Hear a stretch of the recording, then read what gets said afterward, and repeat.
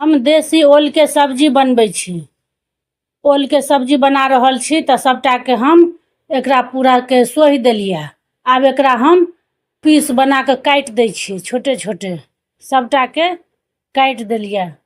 आ सबटा ओल के धो देलिए पानी में। अब कुकर में धो दै छी। आ यहाँ के बूढ़ सूढ़ कहे छथिन गाँव में जे कि सावन भादव के ओल बहुत निक होय छै, एकदम जुआल रहे छै आ बहुत बढ़िया होय छै। जते निक एहि समय के ओल होय छै ओते निक आन समय के नहीं होय छै। तैमे पानी धो दै छी। तऽ हम सोचलहुँ हमहूँ बना के देखी कनी, तऽ सही में ओल बहुत निक होय छै। नून धो देलिए एहिमे और एकरा कुकर बंद कऽ दै छियै।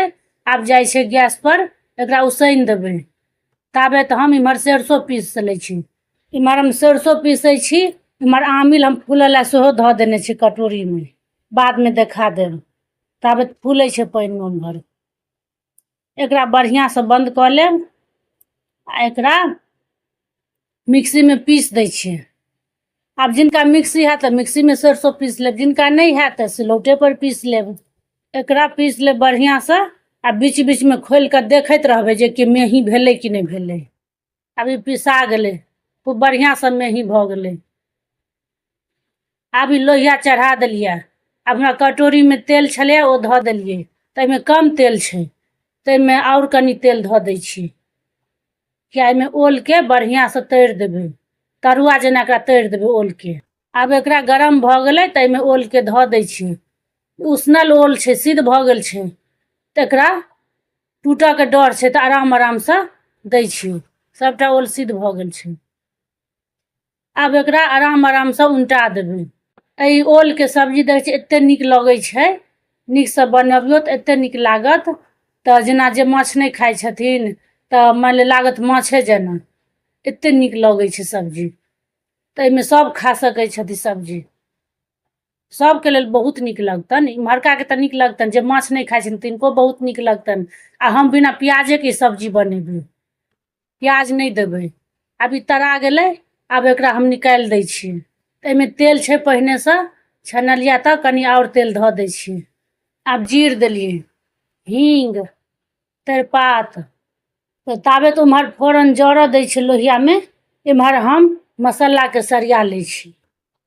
आब एहिमे सरसों जे पीसने छलियै ताहिमे धनी धो दै छियै। तऽ एहिमे हम बिना प्याज के बनेबै तऽ कनी मसाला सब ज्यादा देबै। आ प्याज जहन पड़ै छै तऽ ओहिमे प्याज पर अहाँके जल्दी गढ़ा जाइ छै, तऽ एहिमे तऽ मसाला पर गढ़ेतै। आब मिरचाइ दै छियै, आब हरैद। चम्मच लऽ के एकरा बढ़िया से मिला दै छियै सबटा के, सब मसाला एक मिल जेतै। एहिमे भऽ गेल सरसों, धनी, मिरचाई, हरैद। आब इम्हर फोरन जैर गेल। आब एहिमे मसाला के धो दै छियै, धऽ देलियै। आब एहिमे एकरा मिला दै छियै बढ़िया से। आब एहिमे नून दऽ दै छियै, आब नून धऽ दै छियै।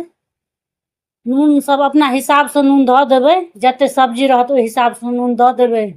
आब एकरा मिला दै छियै। मसाला भूजऽ में एखन टेम लागत, जते मसाला भुजात ओते निक बनत सब्जी। ई आमिल जे हम फूलऽ देने छलियै, आब एकरा हम दू पानि से धो दै छियै। आब एहि आमिल के धऽ दै छी। ताहिमे खट्टा के लेल आमिलो दऽ सकै छियै, नेबो सेहो दऽ सकै छियै। तऽ हम आमिल दऽ कऽ बनबै छियै। मिला दै छियै, एहिमे आमिल दऽ देलियै जे कि खट्टा अहाँके नीक से मिल जेतै पूरा। आमिलो सिद्ध भऽ जेतै।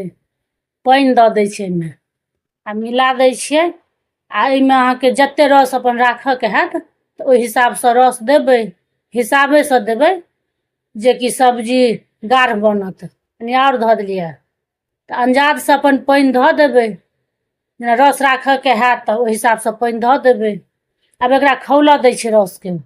आब ई बढ़िया से खौल जेतै तहन एहिमे धऽ देबै, किया एहिमे रस के ज्यादा स्वाद होइ छै। तब एकरा ई खौल गेलै, देखै छियै आब खौलऽ लगलैये। कनी बढ़िया से खौलऽ दै छियै। आब खौलऽ लगलै बढ़िया से। आब एहिमे धऽ दै छियै ओल के, एहिमे सबटा के धऽ देलियै। आब एकरा मिला दै छियै। तऽ सिद्ध भइए गेल छै, एहिमे ज्यादा टेम नहि लगतै आब।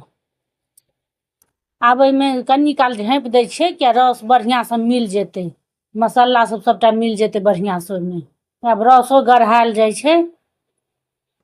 अब गढ़ायल जाइ छै रस। आब एकरा गरम मसाला धऽ दै छियै। हम धऽ देलियै गरम मसाला। अब एकरा बढ़िया से मिला दै छियै। आब ई ओल के सब्जी बन के तैयार भऽ गेल छै। दै छियै में थोड़े रसो रखलियै तो आब बन के तैयार भल बढ़िया से।